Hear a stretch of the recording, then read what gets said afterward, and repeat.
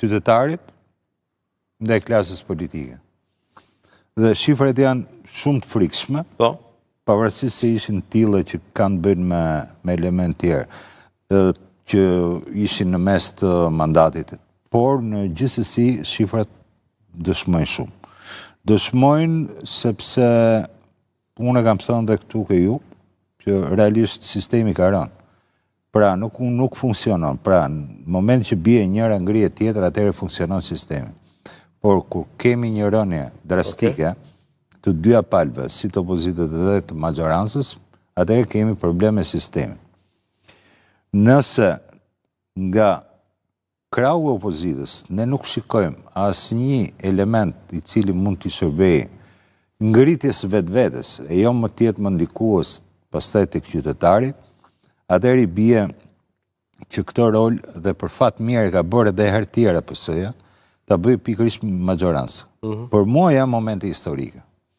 Për mua janë momentet në të cilat realisht duhet patjetër të ketë një analizë thellë lidhur me çfarë po bëhet, dhe pse jo edhe si rezultati i problematikave që kanë dalë, qoftë për korrupsionin qoftë dhe zgjatja e madhe që ka në pushtet, ndoshta është pikërisht momenti që edhe PS-ja të ketë një vetting të saj të brendshëm.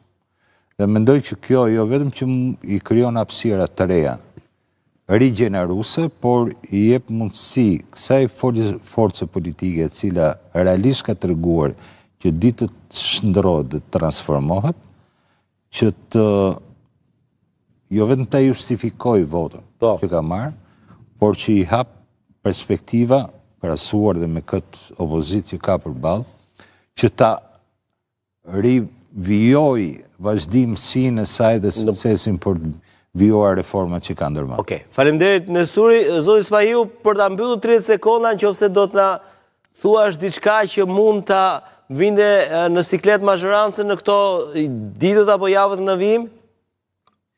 Jo, Shqipëria ka thyer një rekord Guinness që nuk i jep zgjidhje dot asnjë formulë e shteteve juridike. Në çdo vend shpeshherë korrupsioni rritet nga mos dëshkueshmëria.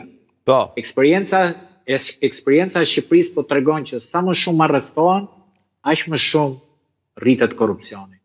Dhe kjo domethënë na nxjerr ne disi të pafërgatitur nga çdo lloj analize. Se çfarë do ndodhi? Nuk e ka menduar që ata që vijnë pas nuk do friksohen nga arrestimet e kolegëve.